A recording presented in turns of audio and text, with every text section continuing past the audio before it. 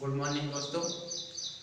आज हम शुरुआत करते हैं ज्योग्राफी के नेक्स्ट लेक्चर की, जिसका नाम है संवहनीय धारा सिद्धांत या कन्वेंशन करंट थ्योरी, जिसको किसने प्रतिपादित किया था? आपके आर्थर होम्स ने प्रतिपादित किया था। इसमें हम क्या देखते हैं दोस्तों, जैसा कि हमने कल क्या पढ़ा था, कॉन्टिनेंटल ड्रिफ्ट थ्योरी पढ़ा था। कॉन्टिनेंटल ड्रिफ्ट थ्योरी के अंतर्गत हमने क्या समझा था? उसके अंतर्गत जैसे वेगनर महोदय ने समझाया था कि जो हमारे महाद्वीप हैं उनका क्षैतिज विस्थापन हो रहा है, यानी कोई महाद्वीप, जैसे पहले महाद्वीप क्या था, एक ही पार्ट था जिसका नाम हमने पेंजिया दिया था। पेंजिया से आगे चले तो उसका क्या हुआ था, वो दो भाग में विभाजित हो गया। ऊपर का भाग अंगारा लैंड या लॉरेंसिया कहलाया, जबकि नीचे का भाग अपना गोंडवाना लैंड कहलाया, जिसके बीच में क्या है, तैतीस भूषण नीति बनी। तैतीस भूषण नीति के बाद इनमें चंद्रमा की ज्वारीय शक्ति, पृथ्वी के घूर्णन और ध्रुवों के गुरुत्वाकर्षण के कारण इन पार्ट का अलग अलग भागों में विस्थापन हुआ था। ये सारी चीजें हमने किसमें देखी थी दोस्तों? हमारे पहले के लेक्चर में, यानी वेगनर महोदय ने कॉन्टिनेंटल ड्रिफ्ट थ्योरी दी थी, उसमें देखी थी। आज हम उसका आगे का वर्जन शुरुआत करते हैं। यानी वो कहाँ, कल भी मैंने बात की थी कि कॉन्टिनेंटल ड्रिफ्ट थ्योरी क्या है, क्षैतिज विस्थापन को दिखाती है। लेकिन इससे पहले जैसे इंटरनल स्ट्रक्चर में हमने क्या देखा था, पृथ्वी की इंटरनल स्ट्रक्चर में देखा था कि जहाँ कोर था, ऊपर मेंटल था, सबसे ऊपर क्रस्ट था। तो कोर का टेम्परेचर लगभग 6 डिग्री सेल्सियस था। वहीं पे आप चले जाते हैं ऊपर अपर मेंटल का आपका टेम्परेचर था लगभग 600 डिग्री सेंटीग्रेड, और आपके सरफेस का टेम्परेचर उस टाइम पर कितना बताया था आपको, 50 डिग्री सेंटीग्रेड होता है। तो दोस्तों होता क्या है उसमें, इसमें क्या होता है कि सामान्यतः ठोस में हमारा जो एनर्जी का ट्रांसमिशन होता है वो होता है हमारे चालन विधि के द्वारा। ये किसमें होता है दोस्तों? ठोस में। लेकिन जब हम द्रव में बात करते हैं तो द्रव में बात करते हैं संवहन के द्वारा या कन्वेंशन के द्वारा।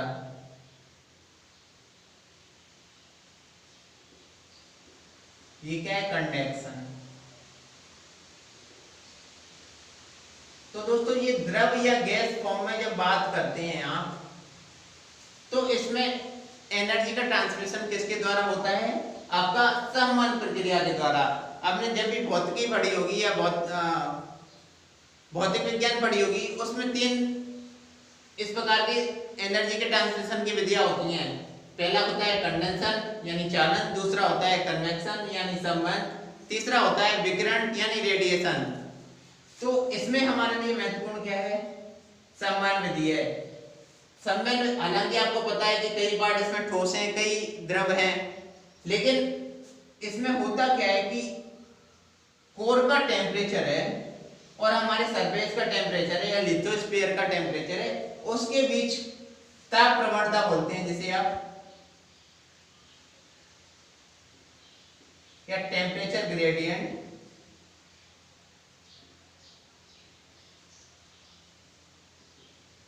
इसका अंतर काफी अधिक होता है। इसके कारण इसमें क्या होता है कि यहां से कोर से जैसे ऊपर चलते हैं हम, कोर से ताप प्रवणता के कारण यहाँ पे क्या होता है, मेंटल है।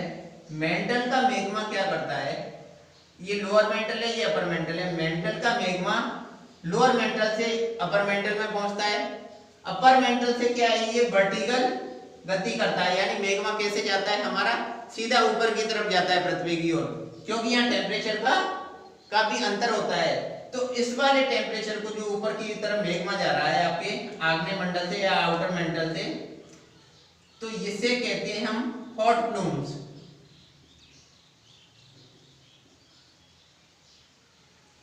क्या है दोस्तों, इसे क्या नाम दिया हमने? Hot plumes. यानी हॉट प्लूम्स में क्या होता है कि मैग्मा मेंटल से जाके लोअर मेंटल या अपर मेंटल से जाके ऊपर लिथोस्फीयर की तरफ जाता है। जैसा कि आपको पता है यहाँ लिथोस्फीयर पे ऊपर पहुंचता है, तो यहाँ क्या है, सिलिकेट। और सिलिकेट क्या करता है, आपका ऊष्मा का कुचालक होता है। ऊष्मा के कुचालक होने के कारण इसमें क्या है कि ऊष्मा ऊपर तक ऊपर जा नहीं सकती है, तो क्या करती है यहाँ से ये वाले हॉट प्लूम्स हैं, ये क्या होता है कि हमारी जो प्लेट्स हैं ऊपर लिथोस्फीयर की जैसे विभिन्न प्लेट हैं जो आप किसमें प्लेट विवर्तनिक सिद्धांत में अच्छी तरह से देखेंगे। यहाँ पर आपको ये देखना जरूरी है कि यहाँ क्या है कि लिथोस्फीयर में काफी सारी प्लेट्स बनी हुई हैं जो कि क्या है लैंड का पार्ट है। तो इसमें क्या होता है, हालांकि ऐसा कोई फिक्स नहीं है कि लैंड ही हो, उसमें ओशियन पार्ट भी हो सकता है, क्योंकि हमारी लैंड है वो जनरली 35 किलोमीटर तक है, जैसा कि आपने किसमें देखा था, इंटरनल स्ट्रक्चर में देखा था। और उसके बाद क्या आता है हमारे ओशियन है, ओशियन बेसिन भी हमारे किसके अंतर्गत आते हैं, क्रस्ट के अंतर्गत आते हैं। तो ये पार्ट है, ये हमारी प्लेट्स हैं, प्लेट से नीचे क्या गया, मैग्मा गया, मैग्मा ऊपर की तरफ यहाँ गया है, इसको सिलिकेट यानी बैरियर रोक दिया यहाँ से मैग्मा को। तो मैग्मा ने क्या किया, अपना रास्ता देखा और ये क्या लेटरल प्लूम के रूप में जाने लगा, आगे गति करने लगा। यानी अब इसकी गति कैसी होगी, क्षैतिज हो गई। यहाँ पे क्या है, गति वर्टिकल है और ये क्या है, हॉरिजॉन्टल गति है, यानी क्षैतिज गति है। क्षैतिज गति यूं करेगी, तो इसे नाम दिया हमने लेटरल प्लूम। लेटरल प्लूम नीचे की तरफ जाते हैं तो ये आगे नीचे क्या कहलाते हैं, ये आगे चल के ये कहलाते हैं कोल्ड प्लूम।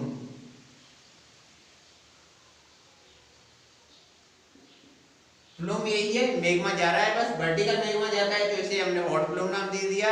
जब यहाँ इसे बैरियर मिल गया सिलिकेट का, तो इसने क्या किया, अपना क्षैतिज विस्थापन किया, क्षैतिज बहने लगा, इसे वहां क्या नाम दिया, लेटरल प्लूम नाम दिया। जब ये पुनः एक साइकिल अपनी साइकिल में प्रवेश कर जाते हैं तो इन्हें कोल्ड प्लूम नाम दिया, और ये पुनः किसमें मिल जाते हैं, आपके ये पहुंच जाते हैं पुनः मेंटल में, मेंटल से ये पुनः ऊपर जाते हैं। इस प्रकार से एक साइकिल चलता रहता है, ये इधर से इधर आ जाएगा।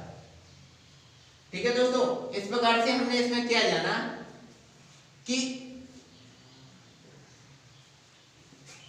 ताप प्रवणता के कारण हमारे जो इंटरनल स्ट्रक्चर है पृथ्वी की, उसमें से मैग्मा निकलता है। मैग्मा निकल के कहां पर जाता है, आपका ऊपर जाता है। ऊपर यहाँ सिलिकेट के बैरियर के कारण ये क्या है, हॉट प्लूम क्या है, लेटरल प्लूम में कन्वर्ट हो जाते हैं। लेटरल प्लूम आगे चल के क्या है, कोल्ड प्लूम में कन्वर्ट हो जाते हैं। कोल्ड प्लूम आगे चल के अपनी साइकिल को कंप्लीट करता हुआ कहां पर मिल जाता है दोस्तों, आपका ये मिल जाता है पुनः से मेंटल में, मेंटल से पुनः, ये प्रक्रिया चलती रहती है। इस प्रकार से ये दोनों प्रक्रिया इस प्रकार से चलती रहती हैं, ये एक साइकिल का निर्माण करती हैं। तो दोस्तों अभी हमने इसमें क्या चीज है देखने लायक चीज, आपकी ये अगर आपको ये डायग्राम समझ में आ गया तो इसका मतलब है कि संबंधीय धारा सिद्धांत आपके समझ में आ गया। हालांकि इसके आगे भी अपग्रेड वर्जन किसने दिया था, जैसे टारगेट थे,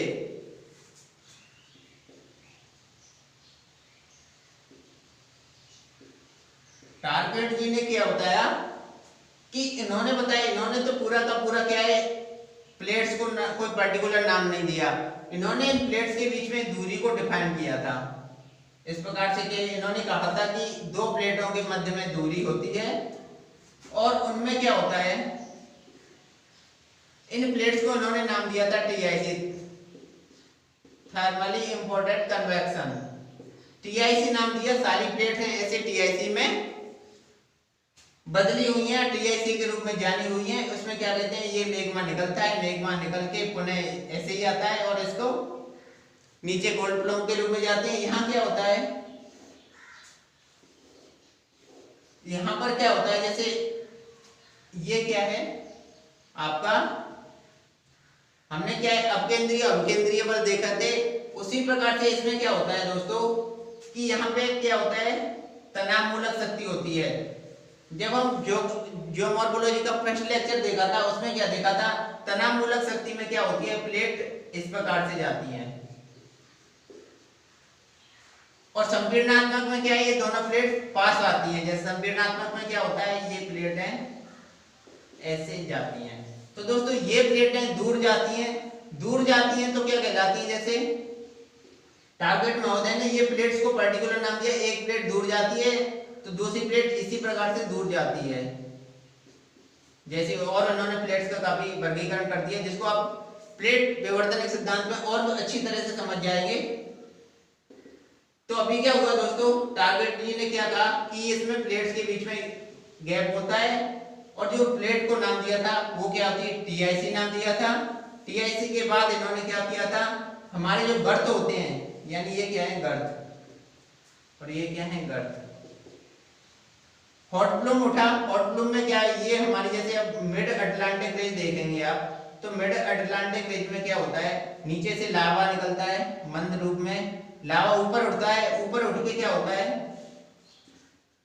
कि ये लावा यहाँ पर जमा होता है और आगे की तरफ बढ़ता है, आगे बढ़ता है। तो ये बढ़ता है आगे क्या करता है दोस्तों, यहाँ पर जैसे पहुंचता है तो यहाँ जैसे गर्त होते हैं, क्योंकि कोई भी प्लेट है, एक प्लेट जब भी इधर से आगे की तरफ जा रही होगी तो कहीं ना कहीं वो सबमर्ज हो रही होगी।